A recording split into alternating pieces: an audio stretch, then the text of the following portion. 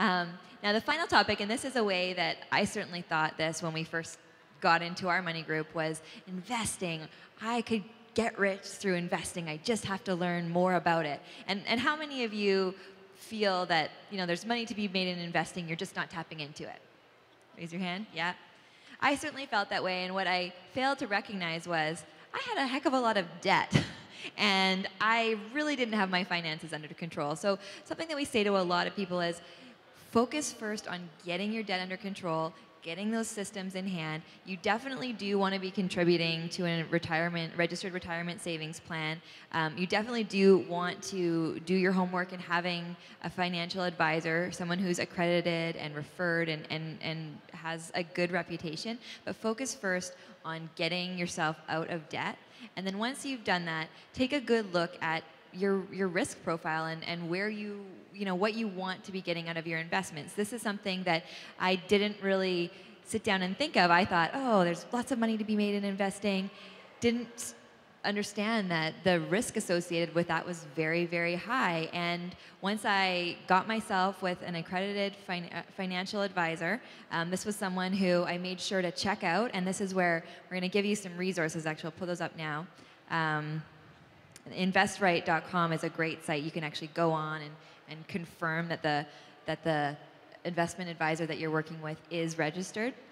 Once I found that person, we had a good long look at my investing style, and I realized I wasn't in the position to be making risky investment choices, and I was one of the lucky few who was invested in a certain way that when the recession hit last year, I hardly lost anything in my portfolio. I'm not making huge returns when the market's up, but across the board, my money is safe and secure, and that was more important to me than taking those big risks with the money that I had.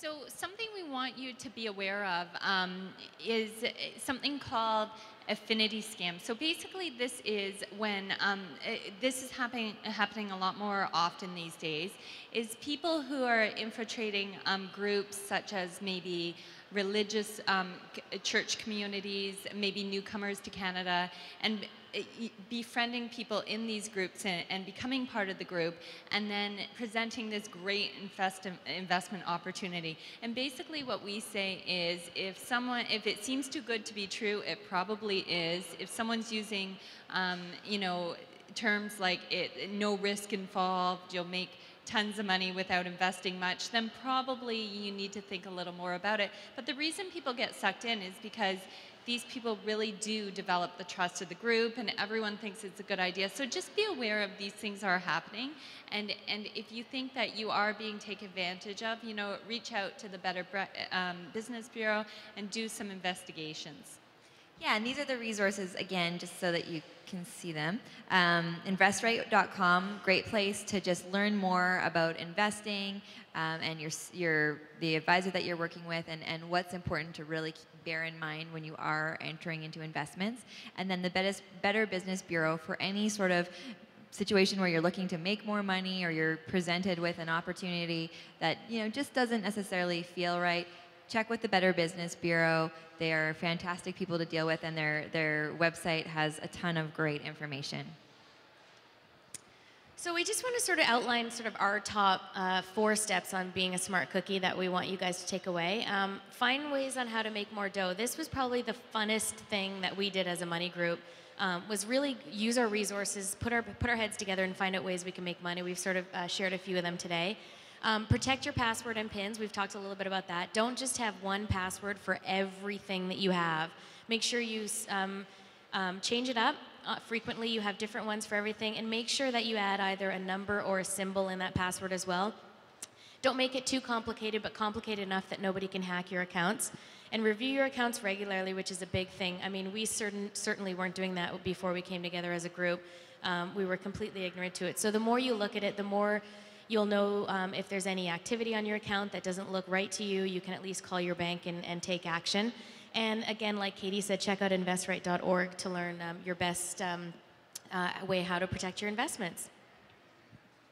So just to sum up, there'll be a handful of people here today who will go and they'll do these 4 things and they'll really start making changes. And really, we think that investing in your future and saving and spending your money wisely is something that will take you far in life. So thank you so much for having us. Thank you for our sponsors. Thank you, guys. Now, what we are going to do, and we get so much value out of talking to you and learning from you, just things that you're doing to save money or maybe make a little extra money in your life. So we want to open it up to hear your tips and any questions that you may have. And then we're going to get into a panel discussion, and we've got a great group of experts here from the Better Business Bureau, from Consumer Protection BC, the Bank of Canada, and the BC Securities Commission. So we'll do a few tips from the audience or questions that you might have, and then we'll move into our panel. And we'll just pass this mic around. We can just use, oh, Robin is. Does anybody have any questions? Yes, this gentleman right here in the front row. Can you tell me what PayPal is? I'm not sure.